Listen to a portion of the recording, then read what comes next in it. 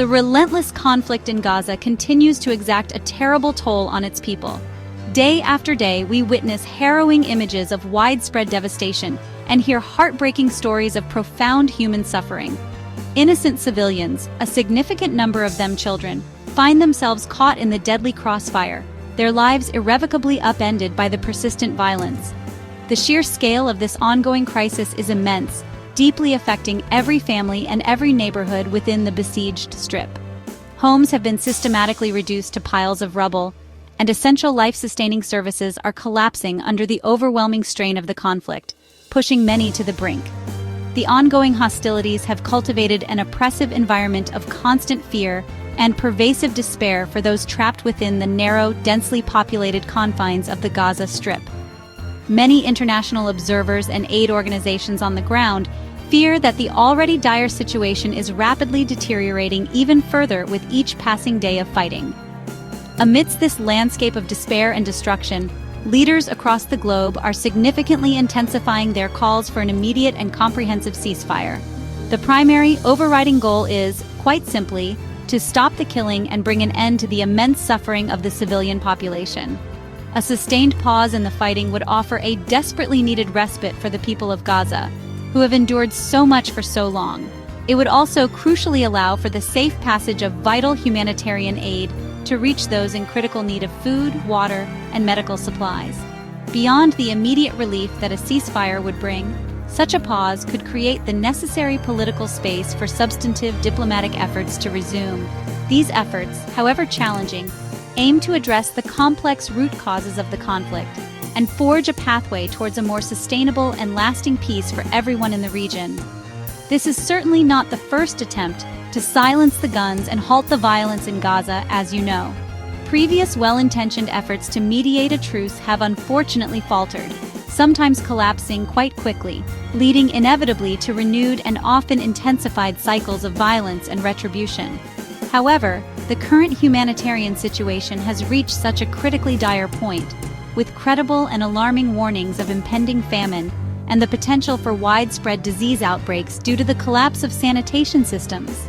This grim reality adds a particular and profound urgency to the present diplomatic push, a palpable feeling among negotiators and observers that time is genuinely and rapidly running out for the people of Gaza. International pressure has mounted significantly in recent weeks, with many nations around the world publicly urging both sides to find a way to de-escalate the conflict immediately and meaningfully. Now, a new US-backed proposal presented on Wednesday, May 28, 2025, offers a potential pathway out of the current dangerous impasse. It represents what many international observers and concerned parties hope could be a crucial and decisive turning point in this devastating conflict. This carefully constructed plan, which was painstakingly developed and presented to the warring parties through Qatari and Egyptian intermediaries, aims to provide a structured and phased approach to achieving de-escalation. It is currently being closely examined by all parties involved, and the entire world watches with bated breath, hoping for a positive outcome. While any optimism must be tempered with caution, given the deep-seated complexities and historical grievances, the proposal itself signifies a concerted and serious international effort. It attempts to break the seemingly intractable deadlock and offer a tangible glimmer of hope for the millions of lives affected by this brutal and protracted war. At the very heart of this new American proposal, which has been meticulously crafted, is an initial 30-day comprehensive ceasefire. This isn't just a vague appeal for a temporary pause in hostilities. It is a clearly defined period of calm designed to halt the violence.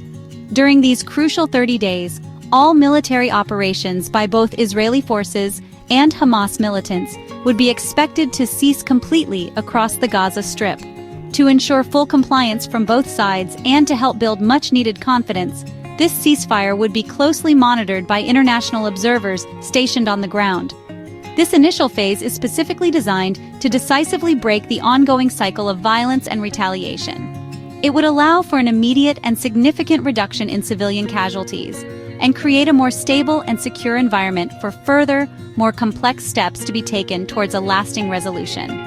A critical and highly sensitive component of this comprehensive deal involves the release of hostages. The U.S. plan meticulously outlines a staged release of all Israeli hostages currently held captive in Gaza since the conflict's escalation. This delicate process would begin with the repatriation of the most vulnerable individuals, women, children, the elderly, and those who are sick or injured. In a reciprocal gesture, Israel has reportedly agreed to release a significant number of Palestinian prisoners currently held in Israeli jails. This group includes individuals who have been detained for various alleged offenses, with some having been held for extended periods under administrative detention without formal charges being brought against them. This particular element directly addresses a key and emotionally charged demand from both sides and carries immense symbolic weight for the families anxiously awaiting any news of their missing loved ones. The proposal also places a very strong and necessary emphasis on immediately alleviating the severe and worsening humanitarian crisis in Gaza. It calls for a substantial and sustained increase in humanitarian access to the besieged Gaza Strip, which has been largely cut off from essential supplies. This means that significantly more trucks carrying essential life-saving supplies, such as food, clean drinking water, fuel for hospitals and bakeries, and critical medical aid including medicines and equipment, would be allowed entry into Gaza without impediment. The explicit aim is to flood Gaza with the assistance it so desperately needs to prevent a further catastrophic decline in living conditions. The severe lack of these basic necessities has pushed the civilian population to the absolute brink of survival, a dire situation repeatedly highlighted by numerous international aid organizations working tirelessly on the ground. Beyond the immediate goals of a ceasefire and the urgent delivery of aid, the U.S. proposal commendably looks toward a more stable and peaceful future for the region. It includes a carefully considered roadmap for initiating indirect talks focused on Gaza's exceedingly complex political situation and its future governance. This crucial inclusion acknowledges the stark reality that a temporary truce, while absolutely vital in the short term, does not represent a final or sustainable solution to the underlying conflict.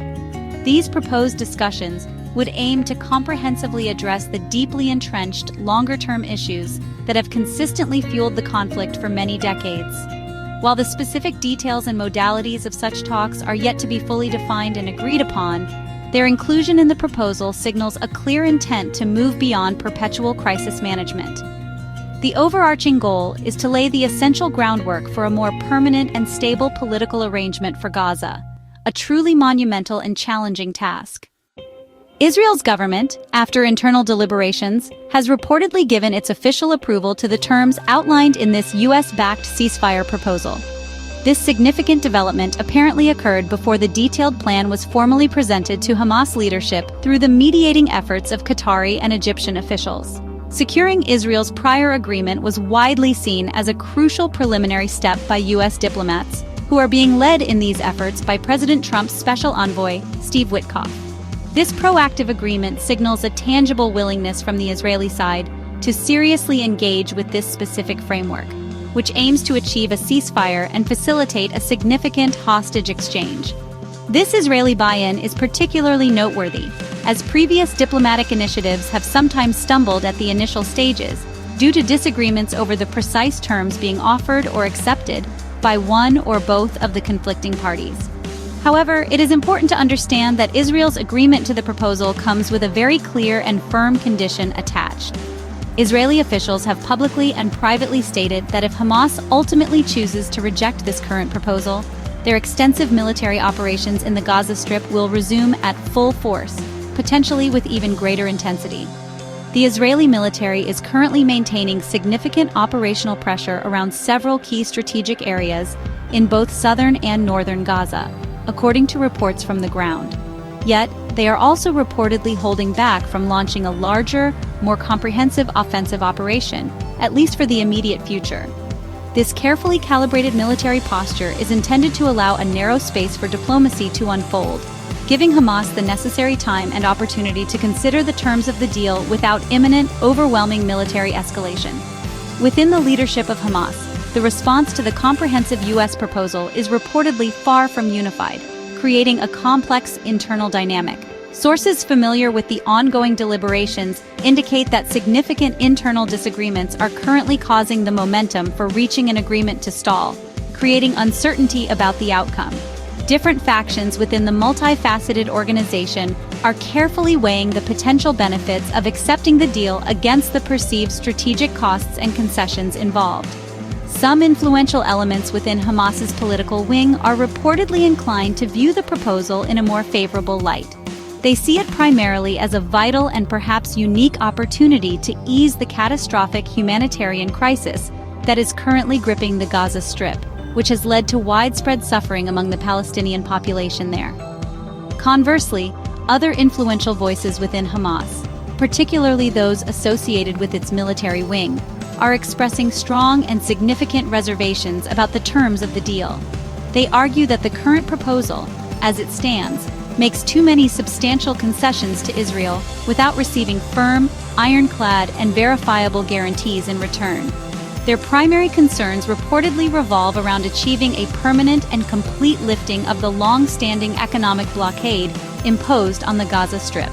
They also seek explicit and unambiguous assurances of a full and final Israeli military withdrawal from the entire territory. Without these fundamental commitments being clearly enshrined in any agreement, they fear that any ceasefire achieved will merely be temporary and will not adequately address the core, underlying issues that perpetuate the conflict. This intense internal debate highlights the incredibly difficult balancing act that Hamas currently faces. The profound urgency for a swift and decisive decision on this ceasefire proposal is dramatically underscored by the catastrophic humanitarian situation on the ground in Gaza. According to the United Nations, more than 1.7 million people are in urgent need of basic necessities, including food, medicine, clean water, and adequate shelter. This is a truly staggering figure, representing the vast majority of Gaza's total population, estimated at 2.3 million people. Parts of the territory are teetering on the brink of famine, a consequence of the ongoing conflict and severe restrictions on humanitarian access. International aid groups are issuing desperate pleas for the fighting to stop immediately. Against this grim backdrop, the White House is emphasizing that time is rapidly running out for all parties to reach an agreement. The White House press secretary, Caroline Leavitt, stated, "Time is running out, for both the hostages and for the innocent civilians trapped in Gaza." President Trump is leveraging his diplomatic influence, urging key regional allies, particularly those in Doha and Cairo, to apply pressure on Hamas leadership for a swift response. The U.S. Special Envoy, Steve Witkoff, expressed cautious hope but acknowledged the precarious situation, commenting, "We're closer than we've been, but still far from done."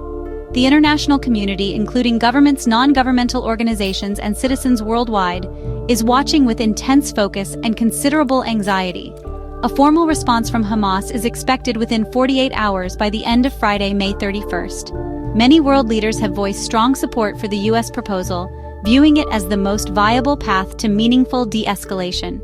There is collective hope that Hamas will accept the terms, paving the way for an end to bloodshed and suffering. The coming days are absolutely critical and will determine the future trajectory for Gaza and the wider region. If Hamas agrees, it could usher in relative calm and stability.